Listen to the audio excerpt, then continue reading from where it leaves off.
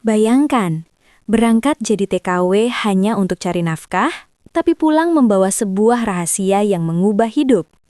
Inilah kisah seorang gadis Kudus yang tanpa disangka justru dipinang oleh pria Arab kaya raya setelah mengandung anaknya.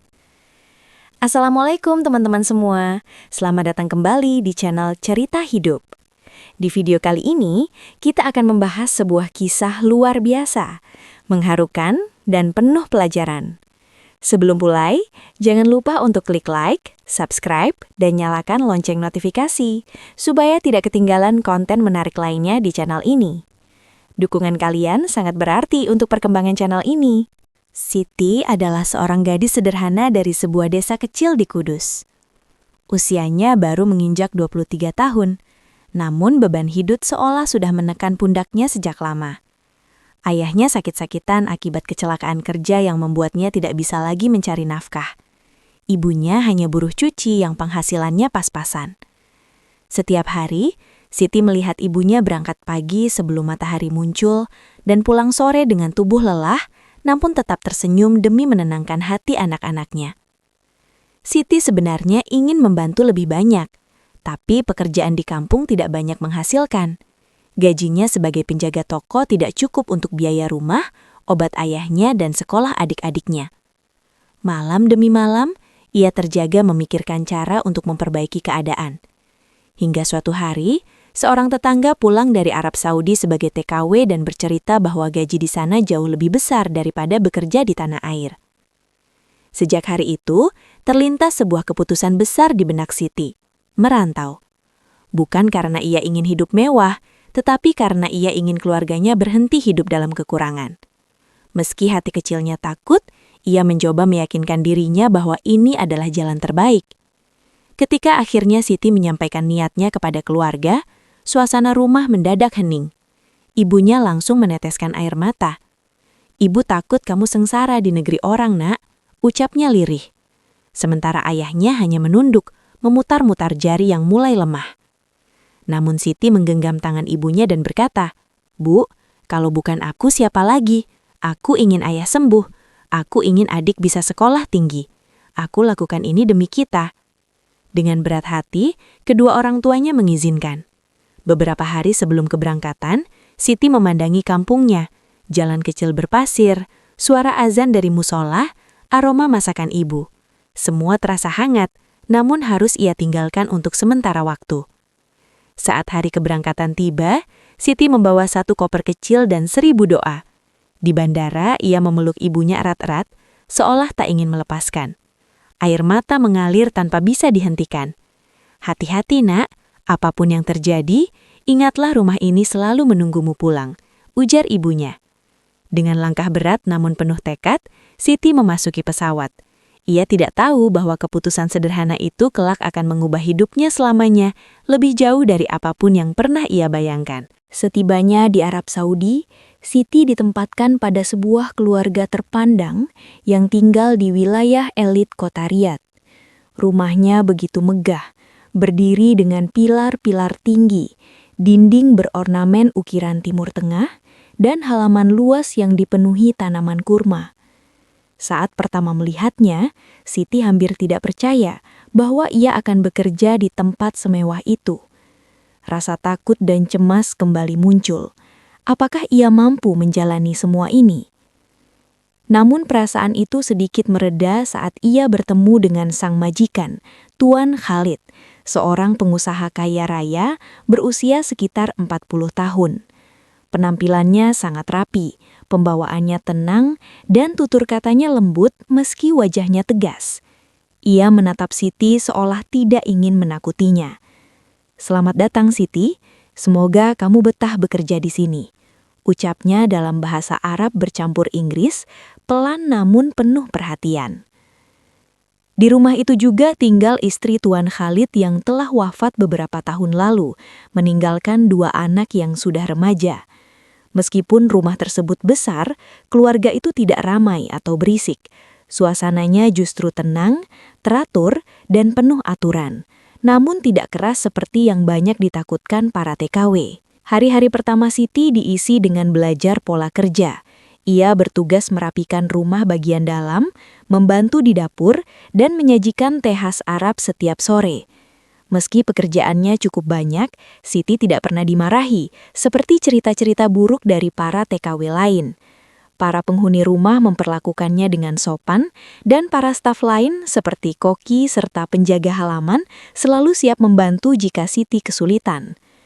Yang membuatnya terkejut, Tuan Khalid memberikan sebuah kamar khusus untuknya. Bukan kamar kecil gelap seperti yang sering dialami TKW lain, tetapi kamar sederhana namun bersih, lengkap dengan AC, tempat tidur empuk, dan lemari pakaian. Kamu bekerja di sini, tapi kamu tetap manusia, tetap harus nyaman, kata Tuan Khalid saat menunjukkan kamar itu. Perhatian kecil seperti itu membuat Siti perlahan merasa aman. Ia mulai percaya bahwa mungkin Allah memberi tempat yang lebih baik dari yang ia bayangkan. Namun di balik kebaikan itu, ia tidak pernah menyangka bahwa sang majikan perlahan memperhatikan dirinya lebih dari sekedar pekerja. Awalnya Siti menganggap semua itu hanya wujud kebaikan hati, sampai tanda-tanda kecil mulai terlihat. Ia belum tahu bahwa kehidupannya akan berubah jauh lebih besar dari yang ia kira. Hari-hari Siti berjalan dengan ritme yang mulai ia hafal. Pagi, ia bangun sebelum subuh untuk membantu menyiapkan sarapan, lalu merapikan ruang tamu dan membersihkan lantai marmer yang begitu luas. Meski banyak pekerjaan, Siti sudah terbiasa. Yang membuatnya berbeda hanyalah satu hal: perhatian kecil dari Tuan Khalid yang semakin sering muncul. Awalnya, Siti mengira itu hanya sekedar sopan santun seorang majikan. Namun lama-kelamaan, ia mulai menyadari bahwa perlakuan Tuan Khalid padanya tidak sama dengan pekerja lain.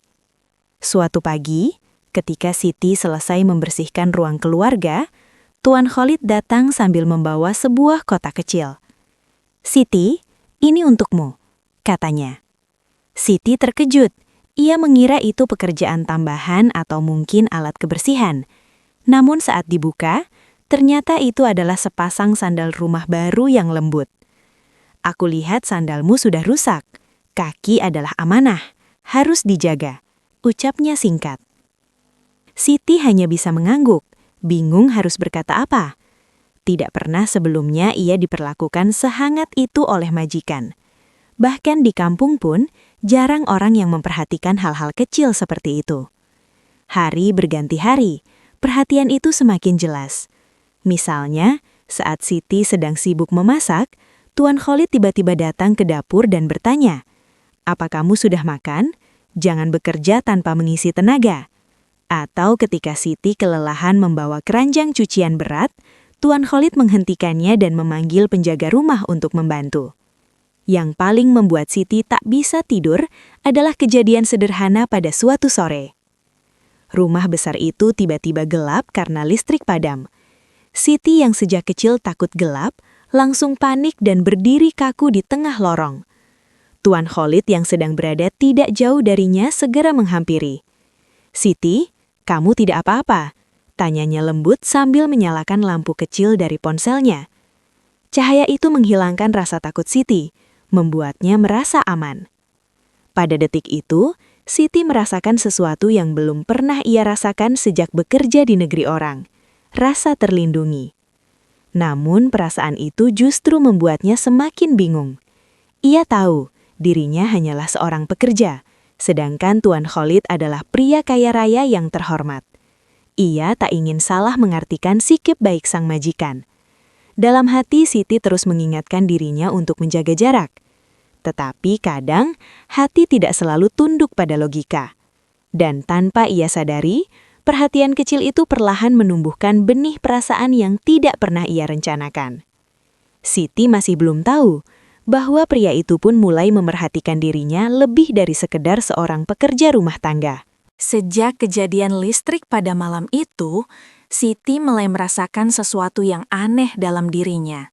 Ia merasa jantungnya berdetak lebih cepat setiap kali melihat Tuan Khalid lewat di depan dapur atau ketika suara langkah kaki majikannya terdengar dari lorong panjang rumah megah itu. Ia berusaha menolak perasaan itu, meyakinkan dirinya bahwa semua hanya karena kebaikan Tuan Khalid yang tidak biasa. Namun, hati memang seringkali bertindak lebih dulu daripada pikiran. Suatu sore, ketika seluruh anggota keluarga pergi menghadiri acara, rumah terasa sangat sunyi. Siti duduk di taman kecil belakang rumah, di bawah ayunan besi yang jarang dipakai. Embusan angin gurun yang hangat membuatnya rileks sejenak setelah bekerja seharian. Ia menatap langit senja yang perlahan memerah, memikirkan keluarganya di Kudus. Sedang memikirkan rumah, suara itu datang tiba-tiba. Siti terlonjak kaget. Ternyata Tuan Khalid berdiri tidak jauh darinya, masih mengenakan gamis putih elegan. Siti segera berdiri dan menunduk sopan. "Maaf Tuan, saya tidak mendengar Anda datang." Tuan Khalid tersenyum tipis, lalu duduk di ayunan sebelahnya. "Siti, kamu tidak perlu takut padaku. Kamu bekerja dengan baik, dan aku menghargai itu." Suaranya lembut, berbeda dari biasanya. Siti kembali duduk perlahan. Mereka terdiam sejenak, hanya ditemani suara angin yang menyapu dedaunan. Setelah beberapa saat, Tuan Khalid berkata lagi, "Aku selalu melihatmu bekerja dengan hati. Jarang sekali ada orang seperti itu." Kalimat itu membuat Siti menunduk semakin dalam. Ia tidak tahu harus membalas apa.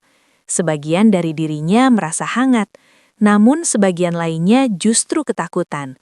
Takut salah langkah, takut berharap sesuatu yang tidak seharusnya. Hari-hari berikutnya, interaksi mereka semakin dekat. Kadang Tuan Khalid meminta Siti menyiapkan teh di ruang kerjanya dan mereka bercakap beberapa menit. Kadang Tuan Khalid menanyakan kabar keluarganya di Kudus. Semua terasa wajar, namun bagi Siti justru semakin berbahaya. Perasaan itu tumbuh diam-diam, tanpa ia sadari. Saat Tuan Khalid tersenyum, ia merasakan halusnya detak di dadanya. Saat mendengar suaranya memanggil, ia merasa seluruh tubuhnya menegang. Namun yang membuat Siti semakin bingung adalah ketika ia melihat tanda-tanda kecil dari Tuan Khalid. Bagaimana pandangan pria itu terkadang seolah terlalu lama tertahan padanya. Bagaimana suaranya berubah lebih lembut ketika berbicara dengannya, atau bagaimana ia selalu memerhatikan kondisi Siti tanpa diminta. Siti mencoba meyakinkan dirinya bahwa itu hanya perasaan berlebihannya saja. Namun hatinya tahu, ada sesuatu yang lebih dari sekedar perhatian majikan terhadap pekerjanya. Sesuatu yang perlahan menarik keduanya ke arah yang tak pernah mereka bayangkan. Hubungan Siti dan Tuan Khalid semakin hari semakin dekat, meskipun keduanya tak pernah mengakuinya secara langsung. Siti selalu berusaha menjaga batas, namun perasaan yang tumbuh perlahan membuat jarak itu semakin tipis. Dan pada suatu malam, batas itu benar-benar hilang. Hari itu, keluarga besar Tuan Khalid mengadakan acara syukuran besar di rumah. Banyak tamu datang, ruangan penuh dengan cahaya lampu dan harum masakan Arab yang menggugah selera. Siti bekerja tanpa henti sejak pagi, mengatur meja makan, mengantarkan minuman, hingga membersihkan peralatan yang menumpuk. Ia hampir tidak punya waktu untuk beristirahat. Setelah acara selesai dan para tamu pulang, rumah berubah sangat sepi. Para pekerja lain sudah kembali ke kamar masing-masing, menyisakan Siti yang masih membereskan beberapa piring di dapur. Matanya terasa berat, tubuhnya lelah luar biasa. Sekitar tengah malam, Tuan Khalid masuk ke dapur sambil melepas sorban dari kepalanya. "Kamu masih bekerja? Bukankah ini sudah sangat larut?"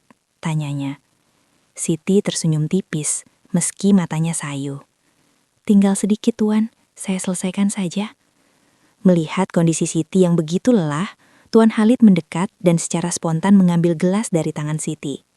"Sudah, biar aku bantu." Siti terkejut, panik dan buru-buru mencoba mengambil gelas itu kembali. "Tidak, Tuan. Ini tugas saya."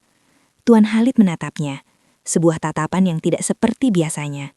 Lembut, namun penuh sesuatu yang tidak bisa Siti baca. "Siti, kamu sudah bekerja terlalu keras.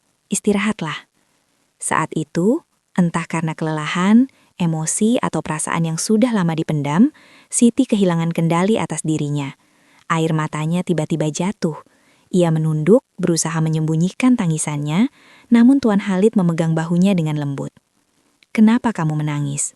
Suaranya rendah, hampir seperti bisikan. "Saya hanya lelah, Tuan. Kadang saya rindu rumah." Tuan Khalid kemudian menghapus air mata Siti dengan ibu jarinya. Sentuhan itu membuat Siti membeku. Kedekatan itu membuat dunia seakan berhenti sebentar. Dalam detik yang rapuh itu, batas antara majikan dan pekerja kabur. Mereka berdua terjebak dalam ruang kecil yang dipenuhi rasa yang selama ini dipendam. Dan tanpa mereka rencanakan, sesuatu pun terjadi. Sebuah kesalahan, atau mungkin sebuah langkah yang didorong oleh emosi dan kehangatan sesaat. Setelahnya, Siti menyesal, ketakutan, dan bingung.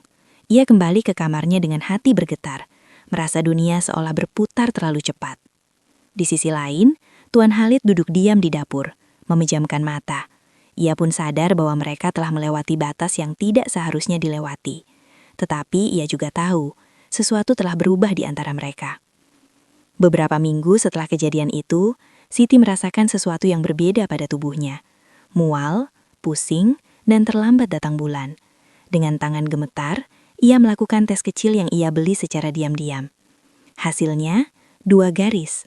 Terlihat jelas, tegas, dan membuat seluruh tubuhnya bergetar. Siti hamil. Dan dari sinilah, hidupnya benar-benar berubah selamanya. Sejak melihat 2 garis merah pada tes kehamilan itu, dunia Siti seakan runtuh. Ia duduk di lantai kamar kecilnya, memegang alat itu dengan tangan bergetar. Mulutnya tak bisa berkata apapun, keringat dingin mengalir di pelipisnya. Jantungnya berdegup lebih cepat dari sebelumnya, seolah ingin meloncat keluar. "Ya Allah, apa yang harus aku lakukan?" bisiknya lirih. Malam itu, Siti tidak bisa tidur. Ia memandang langit-langit kamar, memikirkan seluruh kemungkinan buruk yang bisa terjadi. Ia tahu banyak kisah para TKW yang hamil di negeri orang, dan hampir semuanya berakhir tragis. Ada yang dipenjara, ada yang dipulangkan secara paksa, bahkan ada yang ditelantarkan tanpa perlindungan. Tak ada satupun dari cerita itu yang memberikan harapan. Setiap detik terasa mencekik. Siti takut bukan main, takut kehilangan pekerjaan, takut diperlakukan buruk, takut keluarganya di Kudus kecewa. Takut Tuan Khalid marah, atau lebih buruk lagi, mengusirnya tanpa ampun. Selama beberapa hari, Siti mencoba menyembunyikan kondisinya. Ia tetap bekerja seperti biasa, walaupun tubuhnya lemah. Ia sering muntah pagi hari dan memaksa diri untuk tetap berdiri. Bahkan saat pusing melanda, ia hanya menahan dinding dan berpura-pura baik-baik saja ketika ada orang lewat. Namun, semakin ia mencoba menyembunyikannya, semakin besar beban yang ia rasakan. Hingga suatu sore, ketika ia sedang menyapu halaman dalam rumah, ia tiba-tiba merasa pusing. Pandangannya kabur, kaki bergetar, dan dalam sekejap, tubuhnya limbung hingga ia jatuh berlutut. Untung saja Tuan Khalid lewat di saat yang sama, dan segera menghampiri. "Siti, apa yang terjadi?" Suaranya panik. Siti menggeleng, berusaha bangkit, namun tubuhnya tak mampu. Melihat keadaan itu, Tuan Khalid langsung mengangkat Siti dan membawanya ke ruang tamu. Ia memanggil pembantu lain untuk mengambil air dan handuk dingin. "Kenapa kamu bisa selemah ini? Kamu sakit?" tanyanya. Pertanyaan itu menusuk hati Siti. Ia tahu, pada titik ini ia tidak bisa lagi berbohong. Dengan suara bergetar, ia berkata, "Tuan, saya harus bicara." Tuan Khalid menatapnya serius. "Baik, katakan." Siti menunduk, menggenggam ujung kerudungnya sekuat tenaga. Air mata mulai jatuh, satu persatu. "Tuan, saya hamil." Ruangan langsung sunyi, sangat sunyi. Hanya suara detak jam dinding yang terdengar jelas. Tuan Khalid memandang Siti lama sekali, seolah tak percaya dengan apa yang baru ia dengar. Siti menunggu dalam ketakutan yang tidak bisa digambarkan. Ia tidak sanggup menatap wajah majikannya. Akhirnya, Tuan Khalid menghela nafas panjang. "Anak itu dari kita?" Suaranya pelan, nyaris berbisik. Siti mengangguk, masih menahan tangis. Detik itu membuat segalanya berubah. Siti siap jika ia diusir, dimarahi, atau disalahkan. Namun jawaban Tuan Khalid justru di luar dugaannya. Ia menatap Siti dengan serius namun tidak kasar. "Siti, apapun yang terjadi, aku tidak akan lari dari tanggung jawab. Jika itu benar anakku, maka aku yang akan menjagamu." Siti terisak. Rasa takutnya memang belum hilang, tapi setidaknya ia tahu, ia tidak sendirian. Namun, ia masih belum tahu bahwa keputusan ini akan membawa mereka berdua pada jalan yang jauh lebih besar dari sekedar rasa takut. Setelah pengakuan itu, hari terasa berjalan sangat lambat bagi Siti. Ia duduk di sofa ruang tamu, menunduk dengan tangan yang saling menggenggam erat. Air matanya masih menetes, meski ia sudah berusaha menahannya. Ia siap menerima apapun yang akan Tuan Khalid katakan selanjutnya. Meski itu berarti ia harus meninggalkan rumah megah itu dengan semua konsekuensi yang menakutkan. Namun Tuan Khalid tidak langsung berbicara. Ia hanya berdiri di depan jendela besar, menatap keluar ke arah taman yang diterangi lampu malam. Siluet tubuhnya tampak tegang, seolah sedang bertarung dengan pikirannya sendiri. Bagi Siti, detik-detik itu seperti hukuman. Akhirnya, Tuan Khalid menghela napas panjang lalu berbalik. Tatapannya bukan marah, bukan benci, tapi campuran antara kebingungan, tanggung jawab, dan sesuatu yang sulit dijelaskan. "Siti," ucapnya pelan, "aku tidak menduga semua ini akan terjadi, tapi aku tidak bisa pura-pura tidak tahu." Siti menggigit bibirnya, takut menatap langsung. Ia hanya bisa menunduk. Tuan Khalid mendekat dan duduk di seberangnya. Ia bersandar sedikit ke depan. "Dengarkan aku. Apa yang terjadi malam itu adalah kesalahan kami berdua. Aku tidak seharusnya membiarkan kedekatan itu melewati batas." Kalimat itu menusuk. Namun ia lanjutkan dengan lebih lembut. "Tapi jika kamu mengandung anakku, maka aku tidak akan lari. Aku tidak akan mengabaikan kamu." Siti menutup wajahnya, menangis tanpa suara. Ia merasa lega, namun juga takut dengan apa yang akan terjadi selanjutnya. Tuan Khalid mengambil segelas air dan memberikannya kepada Siti. "Kamu harus tenang. Ini bukan hal kecil. Kita harus bicara baik-baik." Untuk pertama kalinya, Siti melihat raut wajah pria itu bukan sebagai majikan yang tegas, tetapi sebagai seorang pria yang sedang menghadapi kenyataan besar dalam hidupnya. "Aku ingin memastikan kesehatanmu dulu," kata Tuan Khalid. "Besok, aku akan mengantarmu ke dokter. Jangan takut, aku akan menjagamu." Siti akhirnya mengangkat wajahnya. "Tuan, saya tidak ingin merepotkan. Jika Tuan marah, saya mengerti. Jika saya harus pulang, saya siap." Tuan Khalid langsung menggeleng. "Tidak, Siti. Kamu tidak akan pulang dalam keadaan seperti ini. Kamu sedang mengandung. Kamu butuh perlindungan. Dan itu tugasku." Kalimat itu membuat dada Siti sesak oleh campuran lega dan syukur. Namun ia masih ragu. "Tapi keluarga saya di Kudus, mereka tidak tahu apa-apa. Mereka pasti kecewa. Saya takut, Tuan." Tuan Khalid terdiam sejenak, lalu berkata dengan nada lebih serius. "Kita akan pikirkan itu nanti. Yang penting adalah keselamatanmu. Aku akan bertanggung jawab, bahkan jika harus mengambil langkah yang lebih besar." "Langkah besar?" Siti mengulang, bingung. Tuan Khalid tidak menjawab langsung. Ia hanya menatap Siti dengan mata yang penuh ketegasan, seolah telah membuat keputusan dalam hatinya. Keputusan yang mungkin tidak pernah terbayangkan oleh Siti. "Siti," katanya, "akhirnya, aku tidak akan membiarkan kamu menghadapi ini sendirian. Apapun konsekuensinya, aku akan ada." Dan malam itu, untuk pertama kalinya sejak mengetahui kehamilannya, Siti bisa bernafas sedikit lebih lega. Tidak sepenuhnya tenang, tetapi ada secercah harapan yang muncul. Ia masih belum tahu bahwa langkah besar yang dimaksud Tuan Khalid akan mengguncang hidupnya, dan juga keluarganya di desa. Hari-hari terasa semakin berat bagi Siti. Ia terus memikirkan masa depannya dan masa depan bayi yang ia kandung. Sejak keluarga besar Tuan Fahim datang dan melihat kondisinya, suasana rumah berubah menjadi kaku dan penuh tekanan. Siti bisa merasakan bahwa sesuatu sedang dirundingkan, dan itu pasti menyangkut dirinya. Suatu sore, ketika cahaya matahari menguning dan memenuhi lorong rumah besar itu, Siti dipanggil oleh Tuan Fahim ke ruang kerjanya. Ruangan itu megah, namun entah mengapa terasa seperti tempat penghakiman bagi Siti. "Siti, duduklah," ucap Fahim dengan nada berat. Siti duduk perlahan, menahan getaran di tangannya. "Aku sudah berbicara dengan keluargaku," ujar Fahim. "Dan aku ingin kau tahu bahwa aku tidak akan meninggalkan tanggung jawabku." Siti menatapnya, campuran harapan dan takut memenuhi dadanya. "Tapi, keluargaku menuntut agar reputasi mereka dijaga," lanjut Fahim. "Mereka ingin anak ini diakui, tapi kamu dan anak kita tidak boleh tinggal di sini." Siti menahan napas, hatinya seperti diremas. "Terus, bagaimana dengan aku, Tuan?" tanya Siti dengan suara bergetar.